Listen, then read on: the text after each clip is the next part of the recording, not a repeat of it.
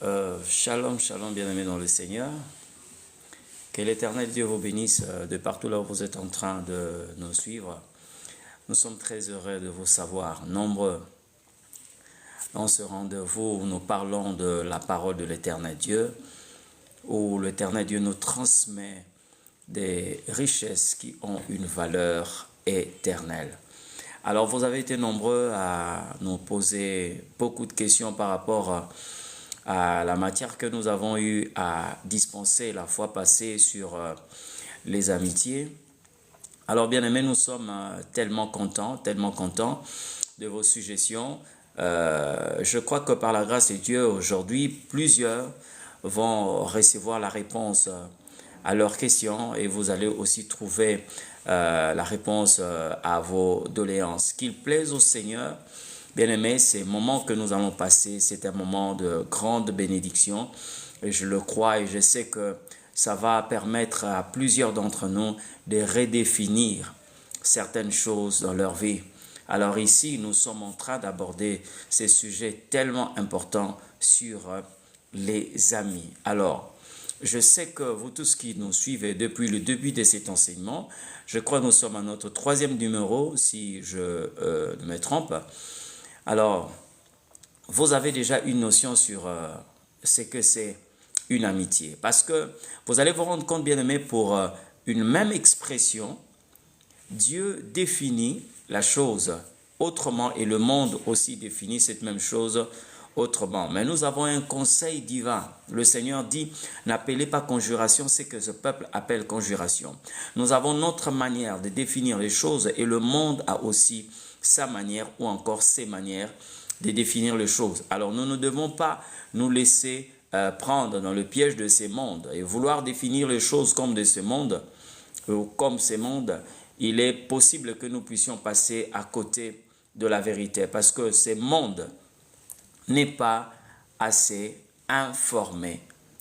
Le monde n'est pas en possession de la vérité pour qu'il puisse nous transmettre réellement ce que c'est telle ou telle autre chose. Alors, vous qui nous suivez, bien-aimés, certainement, vous avez quelque chose concernant les amitiés et vous êtes capable de dire si vous avez combien d'amis, vous pouvez le compter. Mais après ces enseignements, vous comprendrez que, bien-aimés, ce que vous appelez amis ne sont que de simples connaissances. Alors, le cercle d'amis ou le cercle de votre amitié doit être un carré très bien surveillé parce que vous pouvez ouvrir cette porte pour laisser entrer les ennemis déguisés, les adversaires déguisés et vous finirez par vous détruire. Vous savez, bien aimé, lorsque le diable veut vous détruire, parmi les stratégies, s'il sait qu'il ne peut pas vous toucher directement, mais il peut faire de sorte que vous puissiez tomber entre les mains des mauvais amis. Des gens que vous allez prendre comme des amis, mais qui auront la mission ou la responsabilité de vous détruire.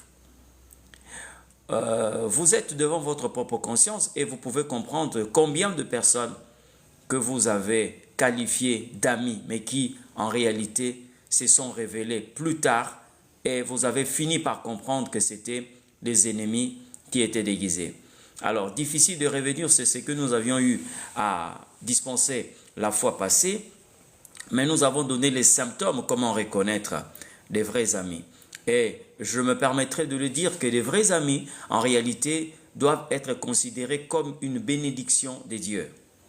Vous voyez, lorsque vous avez un vrai ami ou une vraie amie, bien aimé, considérez cela comme une bénédiction du ciel. Mais sans plus tarder, nous allons lire un texte de la Bible qui va nous permettre d'asseoir cet enseignement que nous sommes en train de dispenser sur les amitiés. Nous sommes dans le livre des Psaumes, chapitre 1, le verset 1. Certainement, vous avez déjà lu ces passages de la Bible.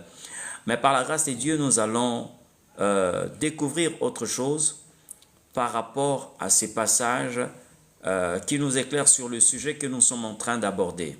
Des vrais amis. Alors, la Bible dit ceci, je dis, Psaume chapitre 1, le verset 1, la Bible dit, Heureux l'homme qui ne marche pas selon le conseil de méchants, qui ne s'assied pas sur la voie des pécheurs et qui ne s'arrête pas sur la voie des pécheurs et qui ne s'assied pas en compagnie de moqueurs. Voilà ce que la Bible dit. Certainement, vous avez déjà lu ces textes de la Bible. Alors, bien aimés, ici, dans ces passages, on nous parle sur la proximité. Le fait d'être ensemble avec ceux que nous pouvons qualifier d'amis. Mais on est en train de mentionner ici différentes catégories de personnes que nous devons normalement éviter. Malheureusement, ce sont ces gens quelquefois qui se retrouvent autour de nous. Et quand je dis autour de nous, c'est-à-dire je prends dans un terme général, même les enfants de Dieu quelquefois se font prendre parce que il y a des moments où nous n'avons pas la possibilité d'utiliser le thermomètre spirituel pour détecter ce qui vient de Dieu, mais nous sommes quelquefois emballés par des jugements qui n'ont rien à voir avec le spirituel. Vous savez bien aimé, lorsqu'on parle des attitudes que les gens doivent normalement avoir, si je parle seulement sur le don spirituel ou le fruit de l'esprit, voulais-je dire, est-ce que vous savez que la gentillesse ne fait pas partie du fruit de l'esprit? La gentillesse, ce n'est pas un caractère du fruit de l'esprit. Mais vous savez, plusieurs personnes sont attirées par la gentillesse, oubliant que la gentillesse, c'est quelquefois un carcan, une coquille qui cache beaucoup de méchants. Lorsque vous êtes tellement superficiel, vous allez commencer même à exiger la gentillesse. Vous allez voir que des gens quelquefois gentils, je ne dis pas que vous devez être méchant, mais il est mieux que vous puissiez exiger les fruits de l'esprit que de se fixer sur des choses qui n'ont rien à voir avec le céleste. Beaucoup de personnes, je trouvais des gens gentils, mais qui en réalité cachaient un venin mortel. J'ai trouvé des personnes qui avaient une gentillesse qu'on ne pouvait expliquer, mais qui par la suite ont été révélés comme étant de véritables méchants. Alors cette gentillesse, c'était seulement une coquille pour se cacher. Voyez un peu? Alors, vous allez vous rendre compte, quelquefois, vous vous laissez emballer par la gentillesse de quelqu'un. Je ne dis pas que les gentils sont des méchants, ce n'est pas ce que je dis. Mais il faut que la gentillesse vienne après. Mais premièrement, nous devons d'abord voir le fruit de l'esprit. La gentillesse peut tromper, mais le fruit de l'esprit ne trompe jamais. Le diable peut imiter la gentillesse, mais jamais il peut imiter le fruit de l'esprit. Parce que le fruit de l'esprit ne sont produits que par l'esprit de Dieu. Voyez?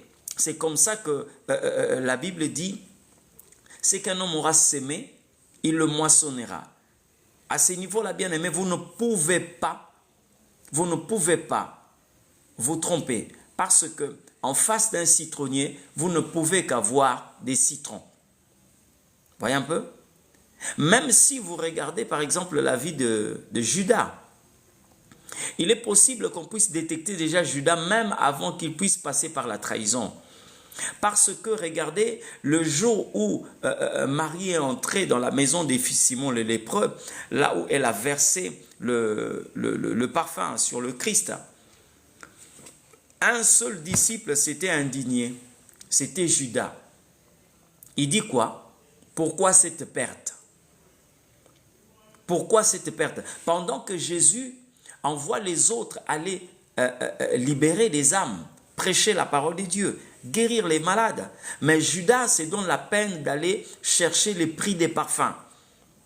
Et il dit que voilà, pourquoi cette perte, on pouvait vendre ces parfums, prendre de l'argent et donner aux pauvres. Et la Bible ajoute en disant, il ne le disait pas parce qu'il se mettait à peine de pauvre, mais parce qu'il était un voleur. Donc vous voyez déjà que même de par son attitude, Judas va s'insurger. Une somme que lui n'a pas défalquée. Un parfum que lui n'a pas acheté. Mais il est en train de s'inquiéter parce qu'il tenait à ce qu'on puisse vendre ses parfums. Christ n'est pas venu dans ce monde pour vendre des choses, mais pour racheter des âmes. Voyez un peu? Alors si une femme prostituée abandonne la prostitution pour devenir juste. Alors, qu'est-ce qui te dérange, Judas? Voyez un peu, il y a beaucoup de personnes, quelquefois, qui se cachent dans la peau de la gentillesse, mais qui en réalité sont des véritables méchants. Mais vous savez, bien-aimés, autour de nous, nous avons quelquefois ces malins plaisirs de voir ces gens autour de nous sans pour autant jauger leur identité spirituelle pour savoir est-ce qu'ils ont été placés autour de nous comme amis ou encore comme des ennemis déguisés. Et je dis à quelqu'un, si le diable a besoin de vous détruire, il peut commencer par mettre autour de vous de personnes que vous allez coopter comme amis, mais qui en réalité ne sont que des ennemis déguisés. Voyez, la Bible est en train de parler ici. Heureux l'homme qui ne marche pas selon le conseil de méchants. 1. 2. Qui ne s'arrête pas sur la voie des moqueurs et qui ne s'assied pas en compagnie de... qui ne s'assied pas, qui ne s'arrête pas sur la voie des pécheurs et qui ne s'assied pas en compagnie des moqueurs. Excusez-moi. Bien-aimé, vous devez savoir une chose.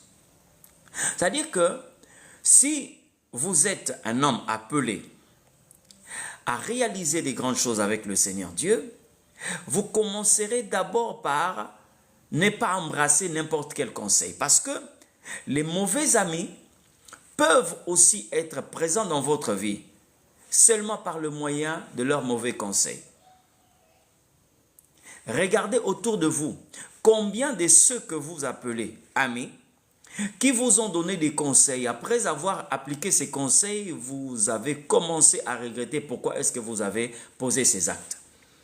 Parce que quand vous vous posez la question de savoir comment je vais comment je vais détecter, mes bien-aimés, ici nous sommes en train de donner par la grâce de Dieu les éléments qui peuvent nous aider à détecter des mauvais amis. Il y a des gens qui ne veulent pas votre bonheur, mais qui veulent leur bonheur. Vous savez, bien-aimés, il y a des ceux qui se réjouissent lorsque vous êtes dans le pétrin. Il y a des gens qui trouvent leur plaisir lorsque vous commencez à grincer les dents. Alors, un ami ne peut jamais accepter une telle chose. Jamais.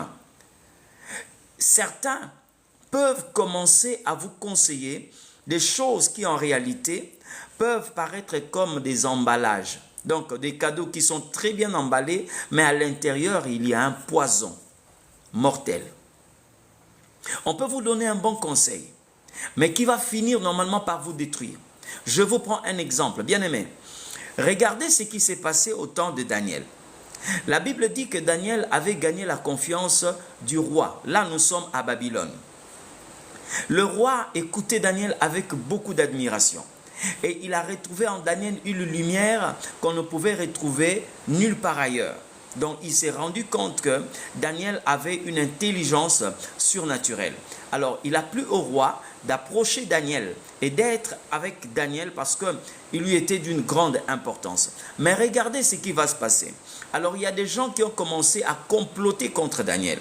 En réalité, ces complots ne visaient pas seulement Daniel, mais ces complots visaient aussi le roi. Ils sont arrivés et ils ont dit au roi, voilà, nous avons pensé qu'il y ait une loi que le roi va signer, que cette loi va faire de sorte que tous les habitants de ce royaume puissent prier que le roi et celui qui priera un autre Dieu dans l'espace de 30 jours sera jeté dans la fosse aux lions. Alors, le roi, en voyant cette loi, il s'est rendu compte qu'il était tellement propulsé dans les hauteurs. Lui étant un roi, il voulait aussi être considéré comme un dieu. Il n'a pas jugé cette pensée. C'était un conseil. Et le roi a acté cela. Or, ces conseils-là étaient en train de viser premièrement Daniel et deuxièmement le roi. Parce que si Daniel n'est pas là, s'il y a par exemple des écritures, Mene Mene Tekel Parsim, aucun homme n'avait la possibilité de déchiffrer, de lire ces écritures-là, sauf Daniel à qui l'Éternel Dieu avait donné l'esprit des dieux. Alors vous allez vous rendre compte que le roi va être détruit si Daniel n'est pas là. Alors, le roi s'est empressé de signer cette loi. Alors il s'est dit, je suis au trône, gloire soit rendue à l'Éternel Dieu. Mais après un moment, les gens qui avaient amené ces conseils auprès du roi, qui ont prodigué ces conseils au roi, qui a été coulé en forme de loi, sont venus dire au roi que nous avons surpris un homme en train de prier un autre Dieu. Alors, est-ce que le roi se souvient de cette loi des Perses et des Mèdes qui est irrévocable? Le roi dit, oui, je me souviens. Alors, c'est qui celui qui a transgressé cette loi? On dit, c'est Daniel. Alors, c'est là où le roi se rend compte que ces conseils n'étaient pas pour le propulser, mais ces conseils, c'était pour l'écraser. Vous allez voir, bien-aimés, ils ont commencé par rappeler que la loi des Perses et des Mèdes était irrévocable. Donc, on ne pouvait pas revenir sur une loi. Alors, quand le roi a accepté cela parce qu'il connaissait la loi, ils sont venus maintenant parler de Daniel. Ils ont dit que nous avons surpris Daniel. La Bible dit que le roi a commencé à vouloir défendre Daniel, mais comme le principe était déjà établi, cette loi était irrévocable, le roi n'a pas pu sauver Daniel. Alors Daniel fut jeté dans la fosse au lion. Voyez un peu, il y a des amis comme ça, ceux que vous qualifiez d'amis, mais qui en réalité peuvent vous faire couler par le moyen d'un mauvais conseil. Je vous assure, bien-aimés, vous ne pouvez pas séparer un bon ami d'un mauvais conseil. C'est-à-dire que vous recevez un mauvais conseil d'un ami. Après avoir appliqué cela, vous êtes dans le pétrin et tellement que vous êtes sentimentaliste et vous allez dire que non, c'est un homme, il peut se tromper et tout là. Après, c'est fini. Vous continuez avec la même personne. Oublions que, bien-aimé, on dit souvent que les mêmes causes produisent le même effet. Faites attention, bien-aimés. Il y a des moments où l'Éternel Dieu permet que vous puissiez détecter des mauvais amis. Mais tellement qu'on est voilé par des sentiments, on peut continuer à faire route ensemble avec celui qui a montré suffisamment que c'était un ennemi déguisé. Vous vous souviendrez de cette histoire de fils de David, du nom d'Amnon. Amnon avait un ami.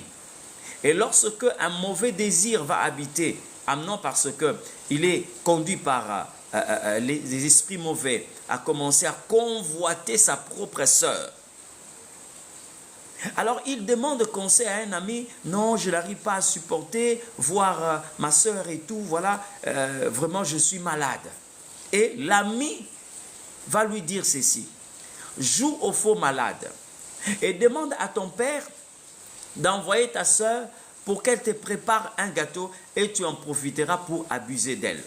Apparemment, c'était pour répondre à un désir charnel. Mais derrière ces désirs charnels, il y avait quoi? Il y avait la mort qui devait s'en suivre. Parce que lorsque Amnon a abusé de sa sœur, alors son frère, Absalom, a versé le sang d'Amnon. Parce que c'était une demi-sœur. Alors son frère direct, c'était Absalom. Quand il s'est rendu compte que son demi-frère avait déshonoré sa sœur, alors bien aimé, il a tué son frère. Mais qui a été responsable de cette mort? C'était un ami qui lui a prodigué le conseil. Malheureusement, lorsque Amnon a appliqué ses conseils, il était seul avec sa conscience et celui qui l'avait empoisonné par ses conseils-là n'était plus là. La Bible ne mentionne même pas son nom. Et on ne dit même pas ce qu'il est devenu après. On ne parle même pas de sa tristesse. Parce qu'il y a des gens qui rentrent dans votre vie tout simplement pour vous faire tomber, pour vous égarer. Mais malheureusement, c'est des gens que nous qualifions d'amis. Oh, c'est mon ami d'enfance. Bien aimé, vous pouvez naître avec quelqu'un. Vous pouvez grandir avec quelqu'un. Mais ne pas avoir des relations d'amitié. Voyez un peu? Vous pouvez étudier avec quelqu'un, de la maternelle jusqu'à l'université. Mais cela ne prouve pas que vous êtes des amis. Vous pouvez vous considérer comme des connaissances. Hein? Une relation que vous avez eu à tisser depuis l'école, mais qui ne vous permet pas automatiquement, qui ne vous autorise pas automatiquement de considérer cette relation comme une relation d'amitié. Je l'ai dit, il est difficile avec ces yeux charnels que nous puissions voir le cœur de chacun. Voyez un peu? Vous verrez même qu'autour des hommes forts de David, il n'y avait pas ses frères. Il n'y avait pas ses frères. Pourquoi? Parce que vous allez vous rendre compte, bien-aimés, qu'il y a un élément très important, que lorsque David a été oint par Samuel, tous ses frères savaient que David est oint pour devenir roi. Mais lorsque David est envoyé par son père dans le champ de bataille pour aller prendre les nouvelles de ses frères et leur ravitailler par de la nourriture, certains ont dit, nous connaissons ton orgueil et ta malice, qu'est-ce que tu es venu faire ici? À qui tu as laissé le troupeau de notre père? Or, il se souvient très bien que David n'a pas été oint pour devenir berger. Il a été oint pour devenir roi d'Israël. Et de ses côtés, David n'a pas développé des sentiments parce que ce genre de choses, bien aimées, gloire soit rendue à Dieu parce qu'il y a des familles où vous trouverez que des gens sont frères et sœurs, mais il y a aussi des relations d'amis. C'est-à-dire, vous pouvez avoir une sœur qui devient votre amie, vous pouvez avoir un frère qui devient votre ami. Et ça, bien aimé, il faut bénir le Seigneur. C'est tuer parce que on s'est associé à quelqu'un qui n'est pas un ami. Mais on a cru à quelqu'un comme ça, croyant que c'était un ami ou une amie, mais qui en réalité, non. Voyez un peu? Alors faites très attention, je dis bien, faites très attention lorsque nous sommes en train de parler de amitiés. Il y a beaucoup de personnes qui se sont fait détruire par ce qu'ils qualifiaient d'amis. Nous sommes aujourd'hui à notre 3e numéro sur les enseignements sur reconnaître des vraies amitiés. Amnon s'est fait tuer par le conseil d'un ami. Il y a des moments, quelquefois, les gens disent que voilà, Seigneur, pourquoi tu m'as abandonné? Dieu ne t'a pas abandonné. Dieu ne t'a pas abandonné, mais c'est toi qui as abandonné le principe que l'Éternel Dieu t'a révélé sur les amitiés.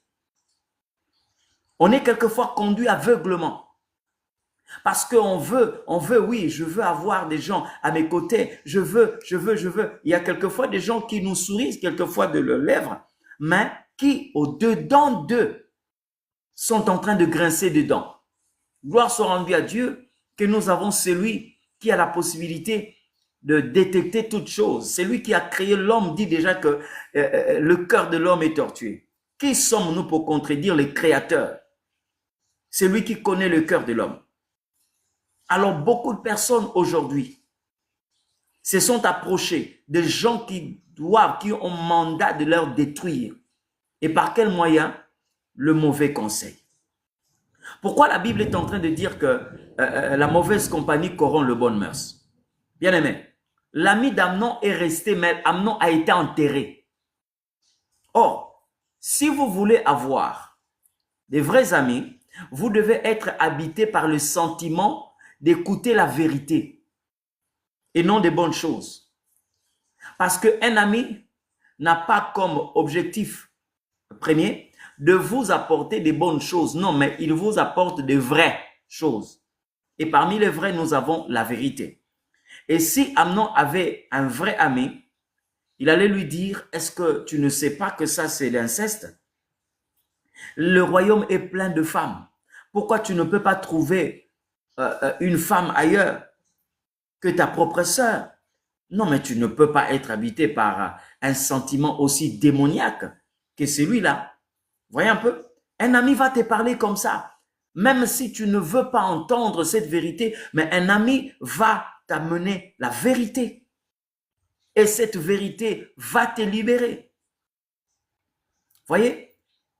Aujourd'hui, combien de personnes vous ont prodigué des conseils? Ceux que vous qualifiez d'amis. Ils vous ont prodigué des conseils, mais des conseils qui ont tendance à vous détruire.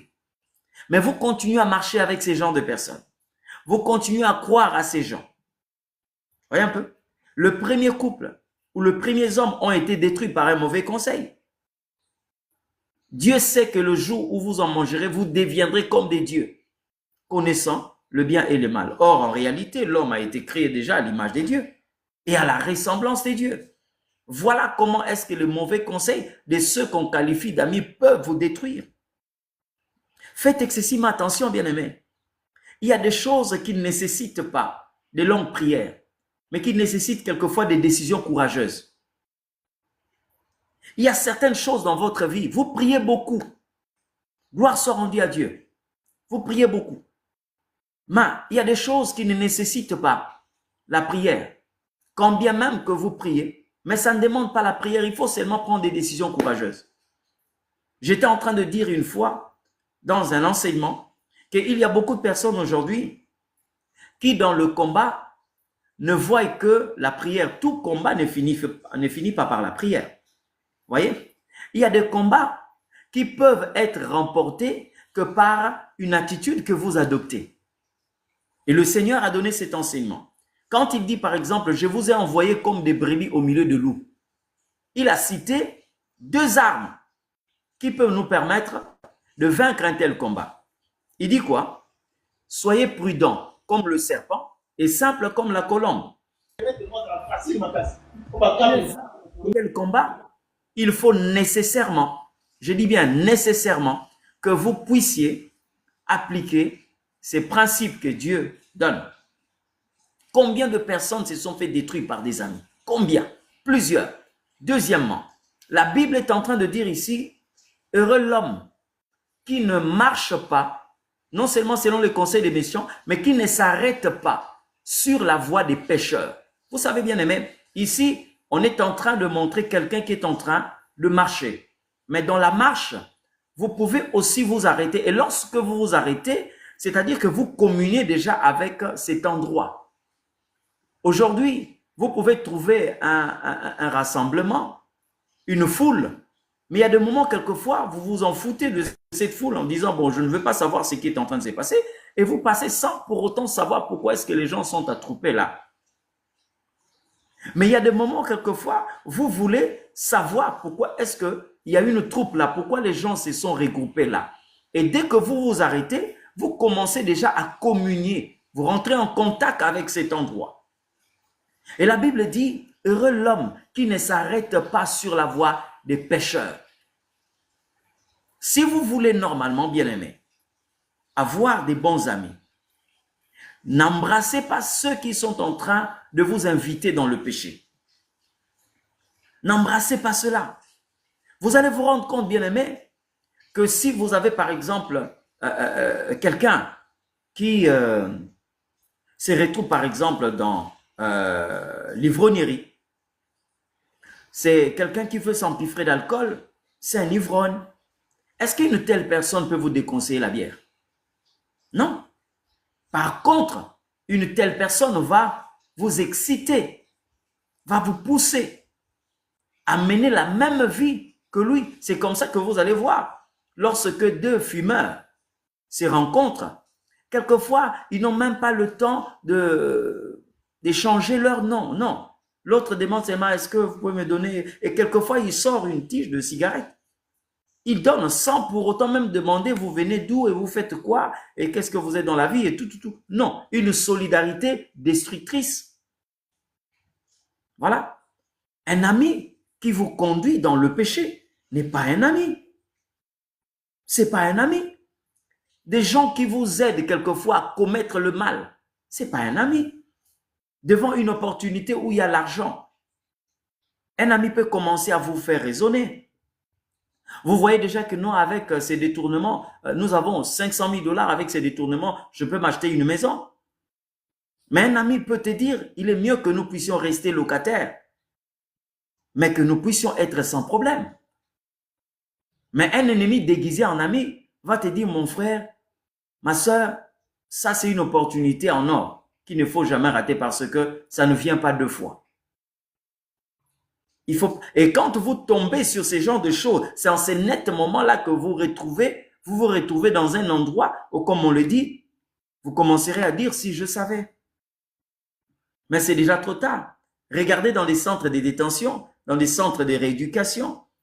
Vous allez voir beaucoup de personnes qui se retrouvent sur la liste de « si je savais ».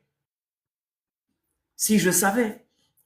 Aujourd'hui, certains ont été diagnostiqués, cirrhose de foie, je ne sais pas, des maladies pulmonaires. Pourquoi? Parce que quelquefois, emballés comme ça par des amis, ils ont développé une vie, on pouvait s'empiffrer d'alcool du matin jusqu'au soir, du 1er au 30. Mais après, on s'est retrouvé malade. Et on s'est rendu compte que c'est pas le mauvais conseil d'un ami. Ouais. Je pouvais passer ces jours-là, mais je me suis arrêté. Et quand j'ai pris la décision de m'arrêter, c'est là où j'ai été infecté par ces poisons. De la part de celui que j'ai considéré comme un ami. La Bible ne s'arrête pas là. La Bible continue en disant « et qui ne s'assied pas en compagnie de moqueurs ». Vous savez, bien aimé, tous ceux qui doivent participer dans votre vie doivent normalement être envoyés par l'Éternel Dieu. Parce que votre destin est tellement importante, votre destinée est tellement importante, ou votre destin est tellement important que vous ne pouvez pas embrasser n'importe qui. Vous ne pouvez pas prendre la décision de faire route ensemble avec n'importe qui. Je suis désolé. Cherchez des amis. Jésus, le Fils de Dieu, Dieu en personne, a passé toute une nuit en prière pour choisir ceux qui devaient être à ses côtés. Et lorsque vous considérez la manière dont le Juif divise la montre, vous vous rendez compte que la nuit prend 12 heures. Ça sous-entend que Jésus a passé 1 heure, il priait pour chaque personne. Pierre, André, Matthieu, Jacques, Nathanaël, tous ces disciples-là, même Judas, il a pris le temps de prier pour lui, 1 heure.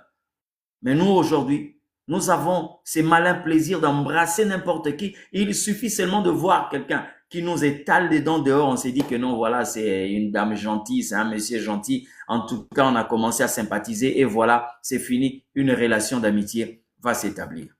C'est comme ça que vous allez vous faire détruire. Voyez? C'est comme ça que vous allez vous faire détruire. Parce que il y a des gens que le diable a infiltrés autour de vous, qui ont comme objectif venir détruire votre existence. Alors, faites excessivement attention. Bien-aimés, regardez comment est-ce qu'un ami peut parler. Je prends ici l'exemple de cette amitié qui liait le roi Akab et le roi Josaphat. Nous sommes dans le livre de 1 roi chapitre 22. Vous pouvez lire là où vous êtes. Bien-aimés, vous vous rendez compte que quand le roi Akab va inviter le roi Josaphat pour qu'il fasse une coalition avec lui, ils attaquent le roi qui s'était dressé contre le royaume d'Israël. Il a vu déjà le roi Akab avec un certain nombre de prophètes qui avaient donné des messages comme quoi tu auras la victoire, vas-y, tu as la supériorité, tu vas dominer. Le roi Akab lui pose, peut-être le roi Josaphat lui pose la question, est-ce qu'il n'y a pas ici un prophète de l'Éternel que nous pouvons consulter pour savoir comment sera cette guerre? Et il dit, non mais j'ai un prophète ici qui ne me dit rien de bon. Voilà quand même un ami qui vous donne une piste de solution. Est-ce que nous ne pouvons pas consulter un prophète de l'Éternel? Et pourtant, il y avait des prophètes. Voyez un peu? Alors, mais le roi Josaphat a vu le roi Akab être entouré des prophètes que lui qualifiait de vrais prophètes, mais qui n'étaient autres que les prophètes de Baal et d'Astarté. Il a conseillé à un ami, est-ce que nous ne pouvons pas chercher un prophète de l'Éternel? C'est-à-dire que le souci du roi Josaphat, même si le roi Akab était mort, mais au moins, avec la démarche qu'il avait entreprise, c'était pour aider Josaphat, plutôt Akab, à comprendre, même dans la mort, il connaissait comment il allait mourir. Voilà un ami qui vous permet de connaître la vérité. On est allé appeler Shalom, ma sœur Marika, que le Seigneur Dieu vous bénisse. Voilà un peu un ami, même des choses que vous ne voulez pas écouter, mais si c'est la vérité, un ami va vous le communiquer. et c'est pour votre bonheur. Mais malheureusement, quand le diable veut vous égarer, quand le diable veut vous conduire à la perdition, il va vous donner un sentiment de vouloir écouter les bonnes choses. Je dis bien, vous pouvez écouter les bonnes choses, mais qui ne sont pas vraies. Il y a une différence entre être vrai et être bon. Il y a une différence entre faire des bonnes choses et faire de vrai. Parce qu'aujourd'hui, nous sommes une génération où les gens veulent entendre ce qui plaise à leurs oreilles, même si cela ne vient pas des dieux. C'est comme ça que vous verrez des gens quelquefois qui courent derrière le prophétisme. C'est-à-dire qu'ils veulent entendre Dieu sans pour autant savoir quelle est leur position dans la pensée des dieux ou quel est leur avenir par rapport à la pensée du Seigneur. Vous verrez des gens derrière des prophètes. Oui, j'aime bien le prophète et j'aime écouter Dieu. Mais bien aimé, vous voulez connaître votre avenir, ce qui va se passer. Après, quelquefois, vous avez un projet à accomplir, mais oublions que vous pouvez accomplir un projet, mais sans pour autant savoir quelle est la nature de votre relation avec Dieu. Vous n'avez pas le souci de votre âme, mais vous avez le souci de votre stabilité temporaire. Ça peut passer. Et où est-ce que vous allez passer votre éternité? Les amis vous aident à vivre dans la vérité. Un ami est capable de vous dire que voilà, vous avez perdu vos capacités. Je ne vous vois plus comme auparavant. Mais lorsque vous étiez en train de raisonner avant, c'était vraiment excellent. Mais actuellement, quand vous raisonnez, vous sentez que c'est comme s'il y a une force de pesanteur qui vous attire vers le bas. Et généralement, plusieurs personnes n'aiment pas entendre ça. Alors toi, tu es qui? Tu es le seul qui ne me dit jamais des bonnes choses et tout. Non, mais bien aimé, vous n'avez pas besoin d'entendre des bonnes choses, vous avez besoin d'entendre des choses vraies. Des choses vraies. C'est comme ça que, bien aimé, nous élevons Dieu à ce niveau-là. Le véritable ami, c'est Dieu. Regardez ce que Dieu va dire à Caïn, malgré sa méchanceté. Dieu lui dit, le mal est couché à ta porte. Si tu agis bien, tu relèveras ta tête. Et si tu agis mal, le mal va te dominer.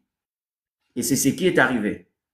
Et vous allez vous rendre compte, bien aimé, lorsque vous êtes frappé par un esprit d'égarement, vous allez commencer à éviter de personnes qui vous disent la vérité, mais vous aurez besoin des diseurs de bonne aventure, des fous du roi, des gens qui vous jettent des fleurs même quand vous êtes en train de vous affoncer, les gens qui vous acclament lorsque vous êtes en train de vous égarer, des gens qui sont en train de vous célébrer même quand bien même ils savent que non, vous êtes en train de vous égarer, de vous perdre.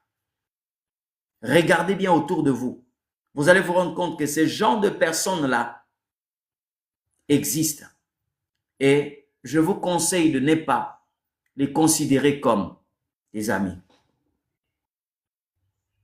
Il ne faut pas les considérer comme des amis. Ce sont des connaissances, mais pas des amis. Mais les amitiés, bien aimés, je vous ai dit la fois passée, ces réseaux sociaux Facebook a dénaturé le mot ami. Vous pouvez trouver quelqu'un avec 3000 amis sur Facebook, mais qui en réalité ne sont même pas des amis ni de près ni de loin. Alors, le fait de vivre comme ça, beaucoup en tout cas, ont pris cette qualité ou cette nature avec beaucoup de légèreté. Et aujourd'hui, vous êtes en train de vous faire détruire par des amis. Voyez?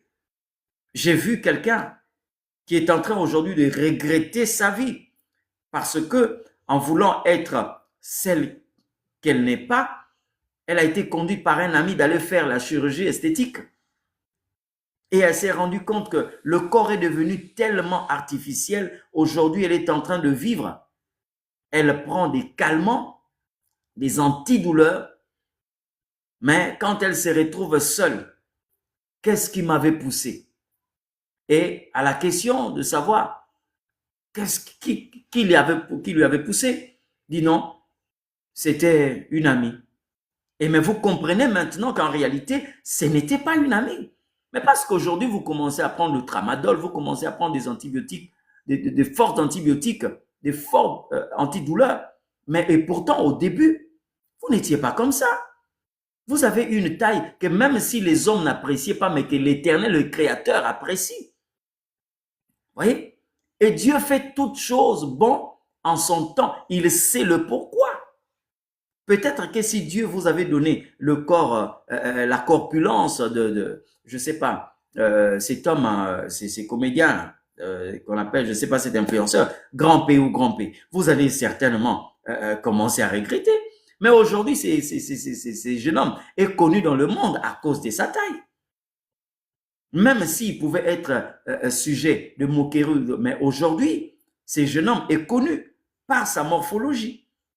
Voyez un peu? Donc Dieu sait ce qu'il est en train de faire. Ne cherche pas à être beau à tes yeux, parce que c'est lui qui t'a créé. Il y a une parole que j'aime beaucoup. Lorsque je lis le livre de Genèse, la Bible dit, Dieu vit que cela était bon.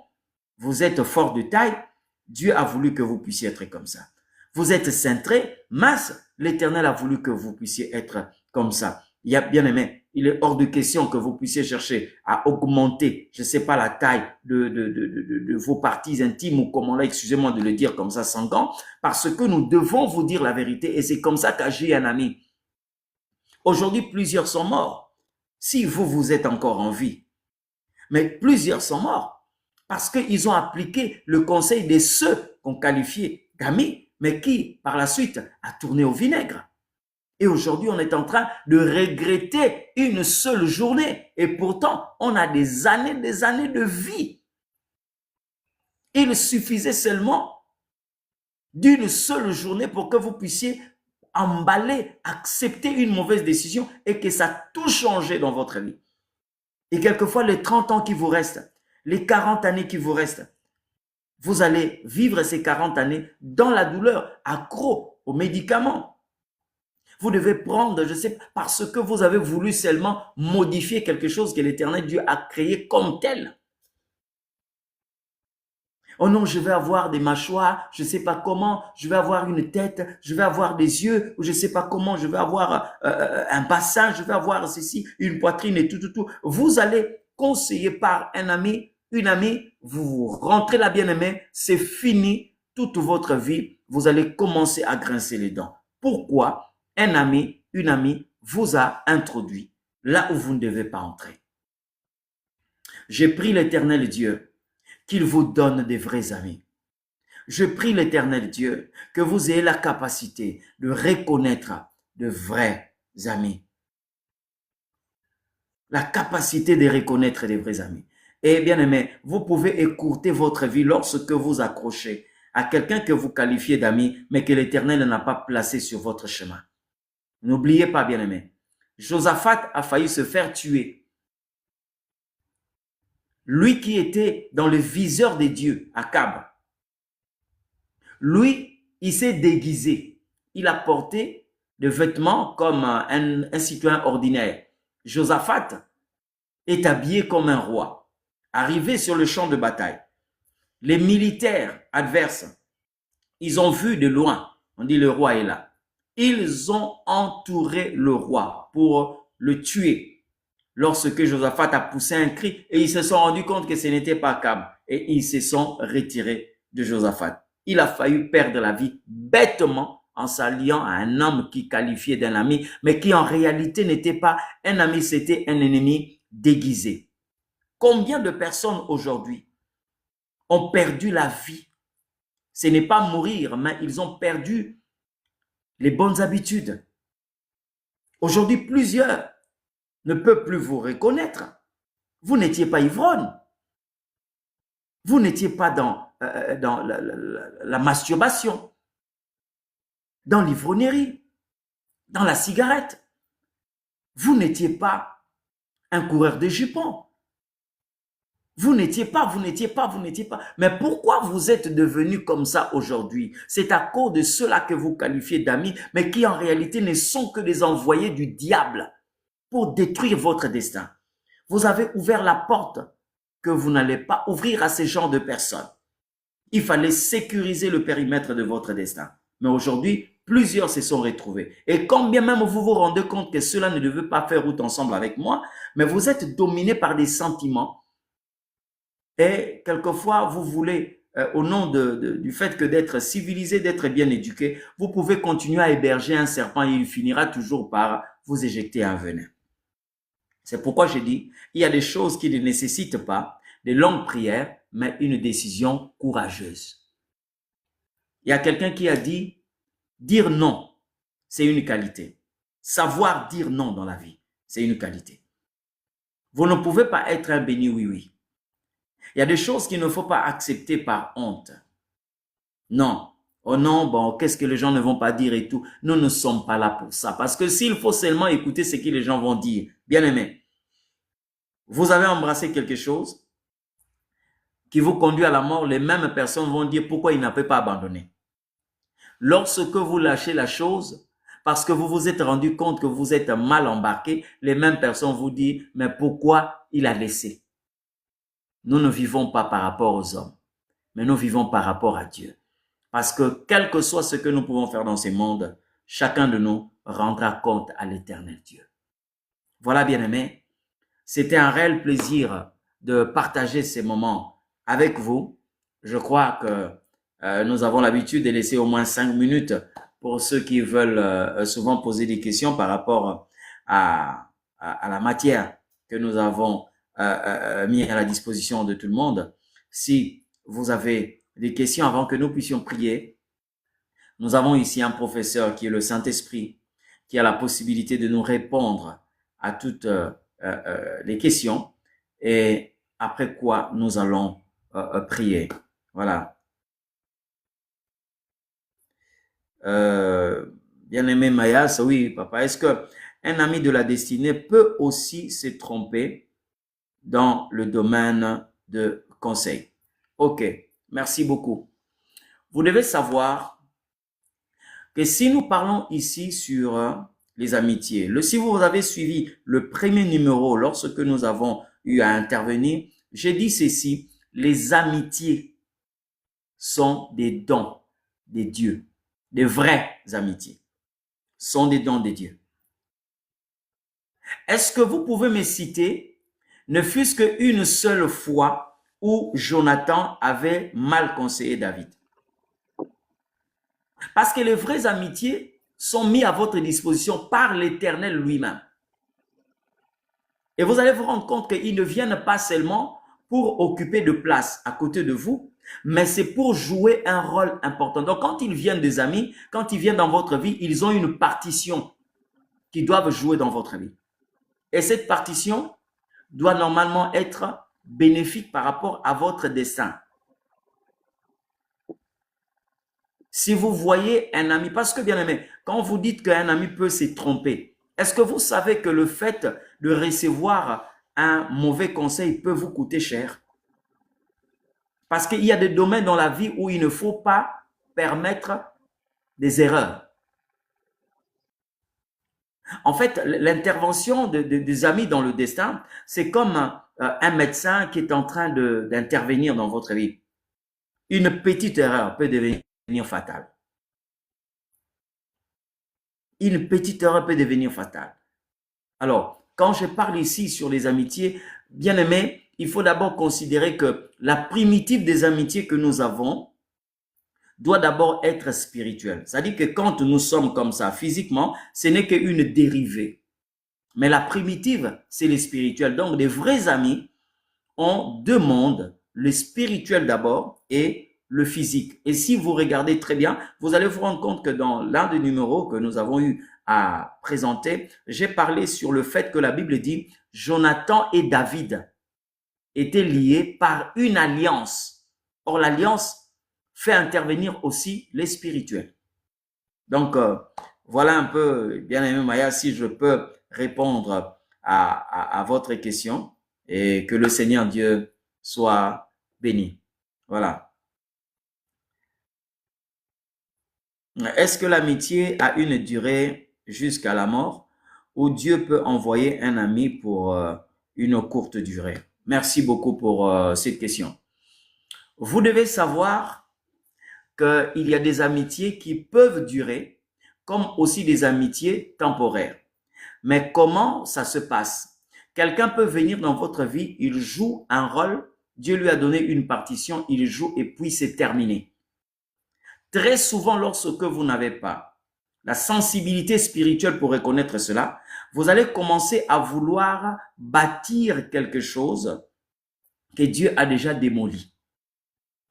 Regardez la partition que Jean-Baptiste devait jouer dans le ministère de Christ. Son rôle s'arrêtait à quel niveau? Quand il a dit « Voici l'agneau de Dieu qui ôte les péchés du monde », c'était terminé. C'était terminé et les disciples qui étaient avec Jean-Baptiste ont commencé à suivre Jésus. Mais plus tard, la Bible dit, quand Jean-Baptiste a été mis en prison, ses disciples sont allés le rendre visite et Jean-Baptiste a posé une question en disant, allez lui poser la question si c'est lui ou ce n'est pas lui, devons-nous attendre encore un autre? Comment de la bouche d'une seule personne? C'est toi qui nous as dit que voici l'agneau de Dieu qui ôte les péchés du monde, nous l'avons suivi, et c'est toi encore qui dis que non, devons-nous attendre un autre ou c'est lui? C'est parce que, bien aimé, la partition qu'il devait jouer avait pris fin. Il y a des amis aussi comme ça, qui viennent dans votre vie et qui peuvent quelquefois disparaître comme ça, s'éloigner sans rien. Ils partent, mais ils ont déjà joué un rôle. Et quand vous comprenez que leur partition a pris fin, vous allez seulement remercier le Seigneur Dieu. Et quelquefois, ils disparaissent pour ne plus se manifester. Je vous prends un deuxième exemple. Dans le destin de Jacob, il y avait plusieurs personnes qui devaient jouer des rôles.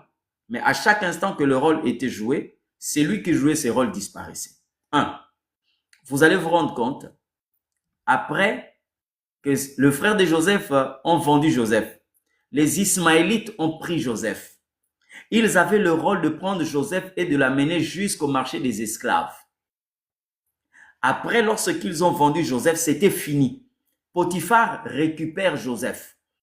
Potiphar amène Joseph chez lui. Il a joué sa partition jusqu'à ce que la femme de Potiphar est venue briser cela. Joseph s'est retrouvé dans la prison. Dans la prison, on n'a plus parlé de la femme de Potiphar. Il y avait maintenant les chansons et les panetiers.